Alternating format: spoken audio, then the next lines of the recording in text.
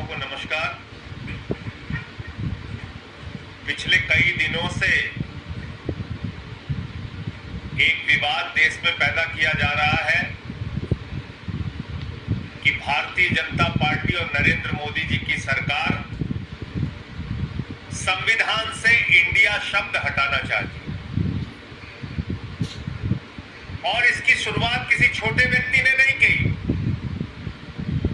इसकी शुरुआत की आरएसएस के प्रमुख मोहन भागवत जी ने।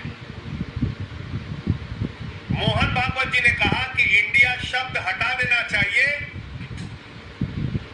और हम अब सिर्फ भारत का इस्तेमाल करेंगे। उसके बाद मोदी सरकार की ओर से यह खबर प्रायोजित की जा कर दिया जाए। मैं नरेंद्र मोदी जी को, आरएसएस के लोगों को, भारतीय जनता पार्टी के लोगों को यह कहना चाहता हूं, बाबा साहब डॉक्टर भीमराव अंबेडकर से इतनी नफरत क्यों करते हो? बाबा साहब डॉक्टर भीमराव अंबेडकर के प्रति इतनी नफरत तुम्हारे मन में क्यों है? एक कुंठा है। उसके बाद मोदी सरकार की ओर से यह खबर प्रायोजित की जा रही है कि संविधान से ही इंडिया शब्द गायब कर दिया जाए। मैं नरेंद्र मोदी जी को, आरएसएस के लोगों को, भारतीय जनता पार्टी के लोगों को यह कहना चाहता हूं, बाबा साहब डॉक्टर भीमराव अंबेडकर से इतनी नफरत क्यों करते हो? बाबा साहब डॉक्टर भीमराव अंबेडकर के प्रति इतनी नफरत तुम्हारे मन में क्यों है?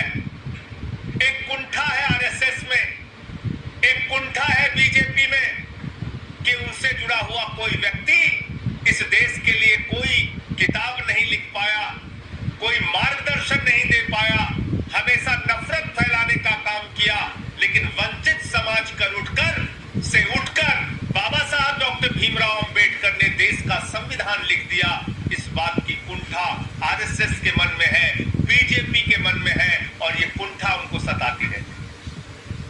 वो परेशान रहते हैं इस बात से कि कैसे बाबा साहब को अपमानित किया जाए, कैसे उनके सम्मान को कम किया जाए। समाज से उठकर बाबा साहब डॉक्टर भीमराव अंबेडकर ने देश का संविधान लिख दिया। इस बात की कुंठा आरएसएस के मन में है, बीजेपी के मन में है और ये कुंठा उनको सताती रहती है। वो परेशान रहते हैं इस बात से कि कैसे बाबा साहब को अपमानित किया जाए, कैसे उनके सम्मान को कम किया जाए, कैसे उनके द्वारा लिखे गए संविधान को बदला जाए। और अब तो उन्होंने हद कर दी। पहला, संविधान की पहली धारा पढ़िए, आर्टिकल 1 कॉन्स्टिट्यूशन ऑफ इंडिया। बाबा साहब डॉक्टर पहली धारा पढ़िए, इसमें लिखा हुआ है India that is Bharat shall be union of states. ये लिखा हुआ है, ये लिखा हुआ है। तो बाबा साहब डॉक्टर भीमराव अंबेडकर के द्वारा लिखे गए संविधान की पहली धारा को नरेंद्र मोदी जी बदलकर अपनी नफरत का प्रदर्शन कर रहे हैं, अपनी घृणा का प्रदर्शन कर रहे हैं, राष्ट्रीय स्वयंसेवक संघ की मानसिकता का प्रदर्शन कर रहे हैं, जो नफरत उनके मन में बाबा साहब के प्रति, इस देश के करोड़ों दलितों और आदिवासियों के प्रति, इस देश के वंचित समाज के प्रति है। और इसलिए मैं आरएसएस, बीजेपी और नरेंद्र मोदी जी को आगाह करना चाहता हूं, ऐसी साहस और ऐसी हिम्मत मत कीजिएगा बाबा साहब के संविधान को बदलने की, भारत के संविधान को बदलने की, उनके द्वारा लिखी गई पहली धारा को बदलने की कोशिश मत कीजिएगा। जहां तक इंडिया गठबंधन का सवाल है, हमने क्या लिखा? जुड़ेगा भारत, जीतेगा इंडिया। इसके बाद से इतना परेशान है मोदी जी, इतना घबराए हुए हैं, इतनी घबराहट उनको सता रही है दिन रात कि वो कह रहे हैं कि हम बाबा साहब का भी अपमान करेंगे और इंडिया शब्द ही संविधान से हटा देंगे। और ये बात अपने आप में कितनी खतरनाक है।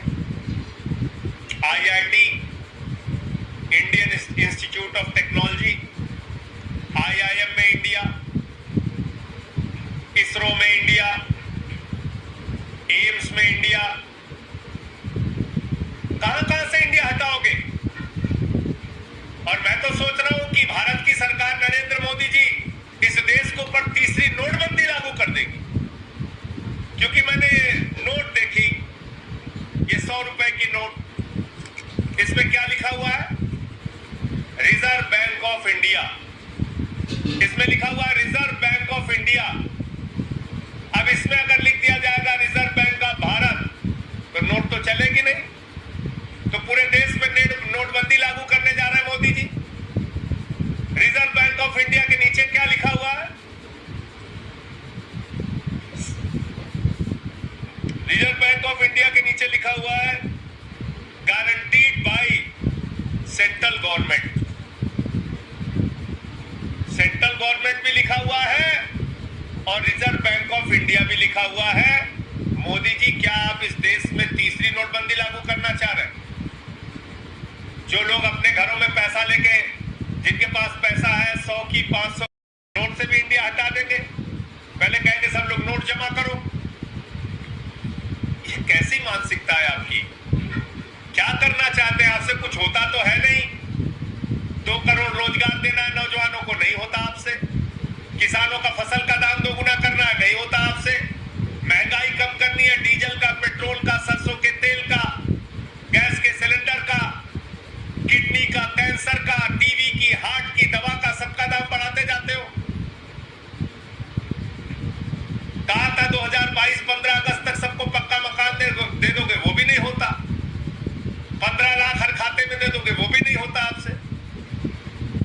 तो आपसे कोई काम तो इस देश के लिए होता नहीं। देश की भलाई आपको करनी नहीं, बस मणिपुर में दंगा हो जाए डबल इंजन की सरकार में, दिल्ली में दंगा हो जाए, मेवात में दंगा हो जाए, कैसे देश के अंदर नफरत फैले, इस बात की चिंता सताती रहती है आपको। तो इसलिए ये जो एक कोशिश है, एक नापाक इरादा जो मोदी सरकार का है, इसका हम लोग विरोध करेंगे। और बाबा साहब डॉक्टर भीमराव अंबेडकर जी का अपमान, भारत के संविधान का अपमान, इस देश की जनता, इस देश के करोड़ों दलित, आदिवासी, वंचित समाज के लोग और जिनकी आस्था बाबा साहब में है, वो कतई इस बात को बर्दाश्त नहीं करेंगे। दूसरा, एक वीडियो कल से बड़ी चर्चा में आया है। एक 68 साल की उम्र में शादी हुई है। मुझे इसमें आपत्ति नहीं, 88 साल की उम्र में भी शादी हो, कोई दिक्कत नहीं, उनका व्यक्तिगत मामला है। 90 साल की उम्र में भी तीसरी नहीं चौथी शादी हो, हमारी शुभकामनाएं हैं, कोई उसमें दिक्कत नहीं है। लेकिन वो व्यक्ति कौन है और उसका रिश्ता भारत की सरकार से क्या है, ये बहुत महत्वपूर्ण बात है। देश के वरिष्ठ वकील, अधिवक्ता हरीश साल्वे जी की एक तस्वीर कल से सोशल मीडिया पे वायरल हुई। हरीश साल्वे जी कौन है? नरेंद्र मोदी जी के सबसे चहेते वकील। महाराष्ट्र का मामला हो, हरीश साल्वे। देश में कभी भी भारतीय जनता पार्टी की मोदी सरकार को बचाना हो, हरीश साल्वे। और तो और भारत के पूर्व राष्ट्रपति रामनाथ कोविंद जी के साथ हाई लेवल कमेटी बन रही है, और वो हाई लेवल कमेटी जो बन रही है उसमें उनको यह तय करना है कि लोकतंत्र को मजबूत करने के लिए 1 नेशन 1 इलेक्शन पे अपनी रिपोर्ट देना है। जो व्यक्ति बैठेगा, वो व्यक्ति कल एक वीडियो में देखा गया, अपने शादी में देश के भगोड़े के साथ, हजारों करोड़ रुपए हिंदुस्तान का लूटने वाले व्यक्ति के साथ, ललित मोदी के साथ उसका वीडियो वायरल हो रहा है। और दूसरा, एक और व्यक्ति जिसके खिलाफ ईडी की कार्रवाई चली है, मोइन कुरैशी, उसके साथ भी उसकी फोटो, तस्वीर और वीडियो दिख रही है। मोदी जी, आपको तो ललित मोदी मिलता नहीं, ललित मोदी नहीं मिलता। आपकी तेज तर्रार ईडी, उसको ललित मोदी नहीं मिलता। आपके सीबीआई को, आपकी जांच एजेंसियों को ललित मोदी नहीं मिल रहा है।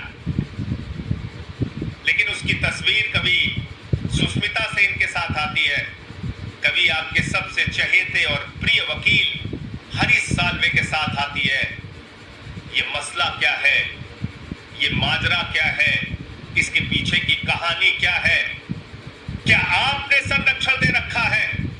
क्या आपके कहने पर हरीश साल्वे ललित मोदी को बचाने के लिए काम कर रहा है? मैं तो कहता हूं कि भारत के अंदर अगर हरीश साल्वे आए तो ईडी को उनसे पूछताछ करनी चाहिए, क्योंकि किसी भी अपराधी को बचाना अपने आप में एक गुनाह है। किसी भी अपराधी को संरक्षण देना अपने आप में गुनाह है। हरीश साल्वे ललित मोदी को कैसे बचा रहे हैं, उनके साथ क्या रिश्ते हैं, कैसे वो अपने कार्यक्रम में उनको आमंत्रित करते हैं हजारों करोड़ रुपए के लुटेरे और भगोड़े को, इसके बारे में ईडी को हरीश साल्वे से पूछताछ करनी चाहिए। अब वो पूछताछ कैसे करेंगे? अगर ऊपर के आका मोदी जी नहीं अपने राजनीतिक एजेंडा की पूर्ति के लिए कम से कम भारत के पूर्व राष्ट्रपति रामनाथ कोविंद जी को अपमानित मत करो।